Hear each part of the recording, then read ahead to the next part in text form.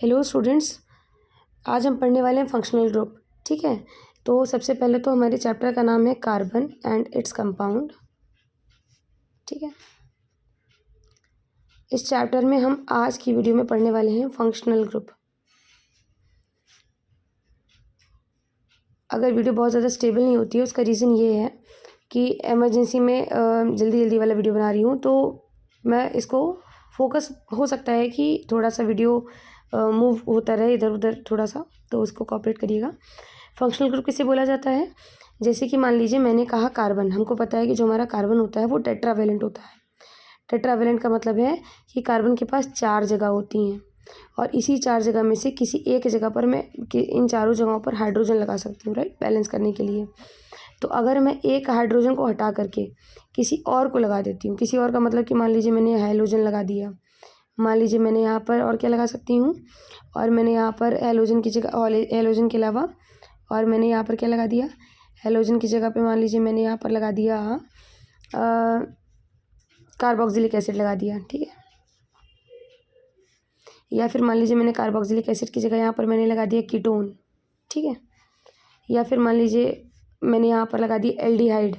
यानी कि कहने का मतलब ये है कि कार्बन के जगह पर कार्बन के साथ जो हाइड्रोजन लगे हैं, इन चारों हाइड्रोजन में से किसी भी एक जगह का हाइड्रोजन हटाकर मैं कोई फंक्शनल ग्रुप लगा दूँ, यानी हैलोजन लगा दूँ, कार्बोक्सिलिक एसिड, कीटोन, एल्डिहाइड लगा दूँ, या फिर वहाँ पर अगर मैं चाहूँ तो एल्काहल लगा दूँ, एल्काहल नहीं लिखा ना मैंने अभी तक, एल्कोहल लगा दूँ, तो इन सबको फंक्शनल ग्रुप कहा जाता है। ठीक है, इसके अलावा हमारे पास एल्केन, एल्कीन, एल्काइन भी है, ईथर भी होता है, ईस्टर भी होता है, ऐसे 14 और होते हैं। ठीक, मतलब कि इसके अलावा इसको मिला करके इंक्लूड करके 14 और हैं, लेकिन फ़िलहाल हमारे लिए जो मेन है वो कौन कौन है? हैलोजन है, कार्बोक्सिलिक एसिड है, कीटोन है, एल्डिहाइड और एल्काहल है।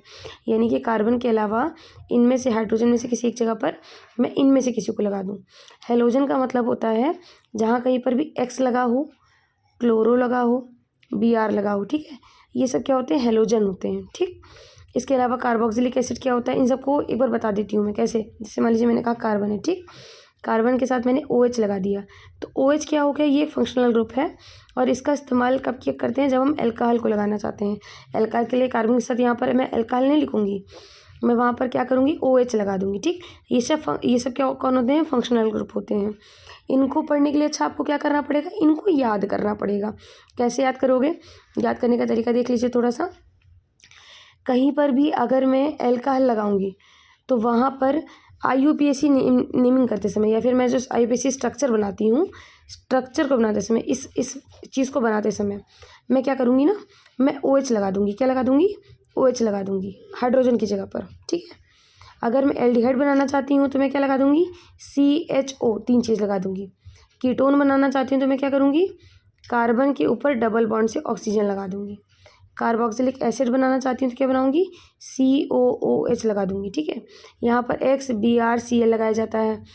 ठीक है, और इसके अलावा F नहीं लगाते हम लोग। मैक्सिमम टाइम जहाँ पर बॉन्ड बनाते हैं वहाँ F नहीं मिलता, क्योंकि वो सबसे ज़्यादा क्या है? इलेक्ट्रोनेगेटिव है। वो क्या है? वो क्या है? वो हमारे साथ सबसे ज़्यादा इलेक्ट्रोनेगेटिव हो जाता है। खैर, इसकी अभी हमको ज़रूरत नहीं है। जैसे कि मान लीजिए कहीं पर भी मुझे कोई चीज़ लिखनी हो तो मैं क्या करूँगी? C, ठीक, और इसके साथ मैंने लगा दिए, मान लो मैंने कहा CH2 है, ठीक है, और इसके साथ मैंने लगा दिया OH। OH क्या होता है? OH मैं एल्काहल के लिए बोलती हूँ, तो जब मैं इसका नाम रखूँगी तो कैसे रखूँगी? देखिए ज़रा सा।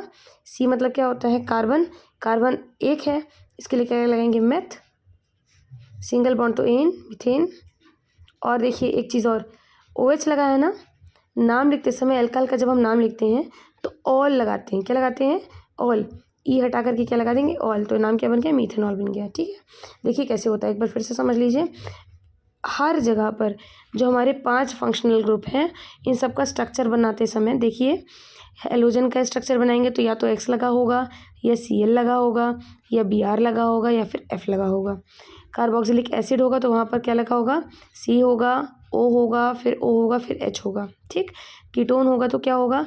कार्बन होगा, कार्बन के अगल बगल भी कार्बन ही होगा। ठीक है, और डबल एक जो बीच वाला कार्बन होगा वो किससे जुड़ा होगा? डबल बॉन्ड ऑक्सीजन से जुड़ा हुआ होगा। एल्डिहाइड होगा तो उसमें क्या होगा? CHO लगा होगा। एल्काहल होगा तो क्या होगा?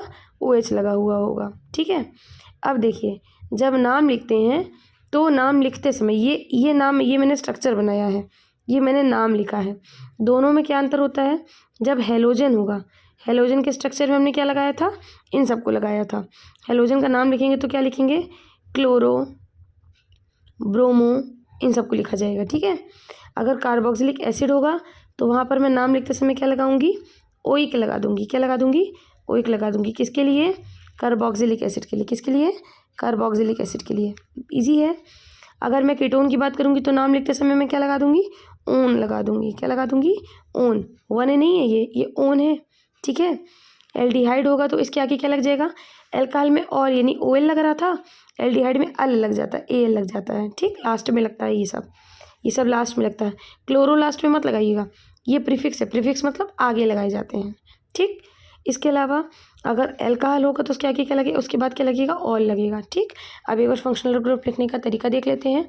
जैसे कि मान लीजिए मुझे कहीं पर लिखना है मान लीजिए मुझे लिखना है प्रोपेनोन, ठीक।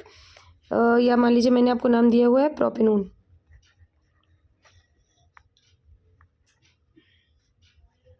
प्रोपेनोन कहीं पर लिखा है। अब देखिए इसका नाम लिखने का तरीका क्या होगा, ठीक है। प्रोप मतलब कितने कार्बन? 3 कार्बन। एन मतलब सिंगल बॉन्ड, ई हटा दिया जाता है जब ओ लगा रहे हैं तो ई हटा देंगे, ठीक है ना। ध्यान दीजिएगा, ई हटा देंगे। अब क्या होगा? देखो ट्रिपल बॉन्ड है, सॉरी 3 कार्बन है तो प्रोप, सिंगल बॉन्ड है तो एन, ओन मतलब कीटोन होगा। कीटोन बनाने के लिए हमने क्या सीखा था? ध्यान दीजिएगा, कीटोन बनाने के लिए हमने सीखा था कि कार्बन के ऊपर डबल बॉन्ड से ऑक्सीजन लगाया जाता है, ठीक। तो देखिए प्रोपेनोन है तो हम कैसे बना देंगे प्रोपेनोन को? कार्बन के अगल बगल भी कौन होना चाहिए? कार्बन ही होना चाहिए। और कार्बन को किससे जोड़ देंगे? डबल बॉन्ड ऑक्सीजन से जोड़ देंगे, ठीक। अब बैलेंस करना होगा तो देखिए यहाँ पर क्या लग जाएगा? H3 लग जाएगा, ठीक है। इधर तरफ क्या लग जाएगा? इस कार्बन पे भी H3 लग जाएगा। और यहाँ पर देखिए कार्बन के पास 1 2 3 4 चारों बॉन्ड कंप्लीट है, तो ये मेरा क्या बन गया? प्रोपेनोन बन गया। ये एग्जाम्पल किसका है? ये एग्जाम्पल कीटोन का है, ठीक है। कीटोन का स्ट्रक्चर कैसे पहचाना जाता है? कार्बन के पास डबल बॉन्ड होगा, अगल बगल कार्बन जुड़ा हुआ होगा। नाम लिखते समय क्या लिखा होगा? ओन लिखा होगा, ठीक। इसके अलावा अगर मैं किसी और की बात करती हूँ, जैसे कि फंक्शनल ग्रुप किसी और की बात करती हूँ, ओइक लगाना हो मुझे, प्रोपेनोइक बनाना होगा, तो मैं क्या करूँगी? कार्बन के ऊपर जो डबल बॉन्ड ऑक्सीजन है इसके बाद यहाँ पर क्या जोड़ दूँगी? OH और जोड़ दूँगी, ठीक। ठीक है। देखिए फंक्शनल ग्रुप में स्ट्रक्चर ये बनते हैं, नाम इस तरह से लिखा जाता है।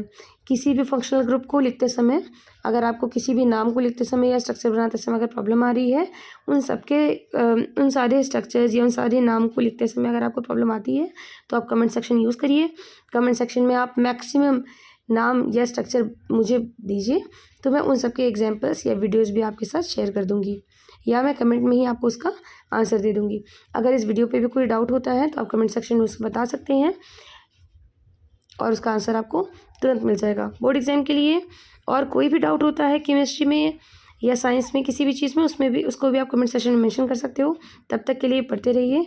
कोई डाउट होता है तो वो आप कमेंट यूज़ कर सकते हो, मैं ऑलरेडी बोल चुकी हूँ।